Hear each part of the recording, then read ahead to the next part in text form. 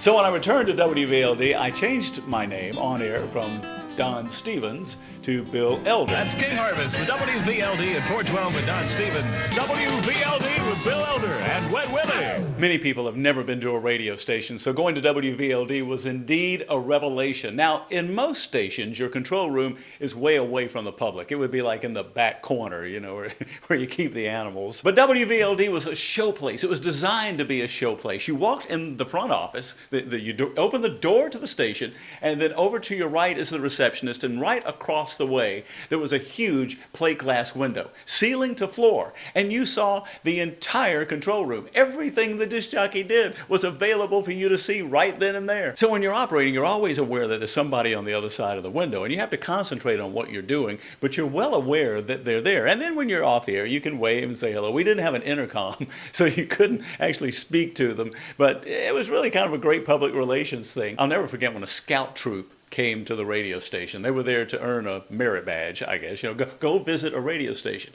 VLD was the perfect choice. And I look outside, and they're like lineups of Cub Scouts out there staring at me. And this one thing happened as the Scouts were leaving. This one kid kind of hung back, and he got up to the plate glass window, and he stuck out his tongue, and it went all the way down the window, leaving a tongue print. So living in this apartment in Valdosta, we had 3 disc jockeys. It was me and Wayne and Bob.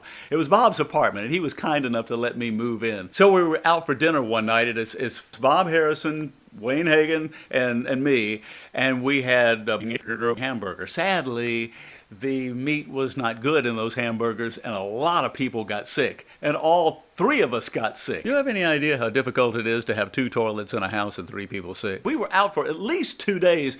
Somebody's girlfriend brought over Jell-O for us to try to eat to get us back on the air. That was 3 day parts of the radio station where they had to bring in extra people because one apartment decided to go out for hamburgers. Thanks, guys! The other big thing was streaking. That's right. In 1974, Valdosta had streaking, where people would take off their clothes and streak naked through the campus. Now, it wasn't just any kind of streaking. It was streaking where people actually showed up from outside of the campus to watch. And there would be thousands of people lining the roads. No, to answer your question, I never did. I was still doing afternoon drive on VLD, and one night I heard the song Gladys Knight's Midnight Train to Georgia, and I thought, wait a minute, I think I can change this into a streaking song. They're streaking,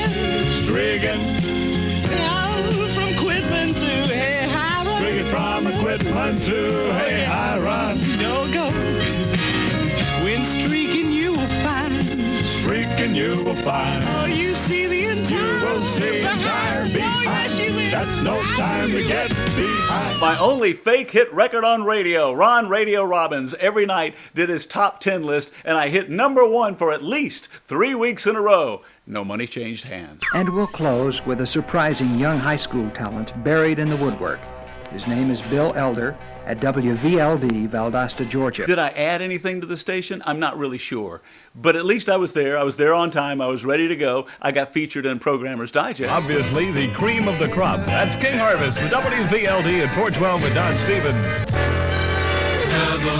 More music, VLD. That's nice, isn't it? That's Perry Como, and I love her so. I thought he was dead. WVLD. When I think about the amazing thing that happened in that apartment where we lived, Don Kennedy comes to see Paul, who's living next door. Now, Don Kennedy used to be Officer Don on the Popeye Club. Bob Harrison lets Don in our apartment, and he said, just stay here, and then Paul will be here in a few minutes. And Don Kennedy is one of these guys who just has this amazing voice. He always has. And this guttural hi when he meets you. So I open the door, and holy crap, there is Officer Don sitting in Bob's chair in our living room in the apartment. Gets up, also, hi! And I just turn into a banana. The next thing, of course, is I'm going to school, and part of the requirement of graduating from the freshman class to the sophomore class is that you had to take a PE course, and this PE course had us run a mile. And so there's a guy named Phil Yarborough who I had met at college, and we became friends, and we got through, and we were sweating and panting, and he said, you know, Bill, you're on radio. You may have heard of my uncle. And I said, well, who is your uncle? He said, have you ever heard of Bill Drake? What? Bill Drake? The guy that invented the Q format, the guy that changed everything as we know, the guy that worked with Danny D up in Atlanta and then went on out to California and gave us all of these epic radio stations that have these huge numbers. That Bill Drake? Yes, I do believe that's the one.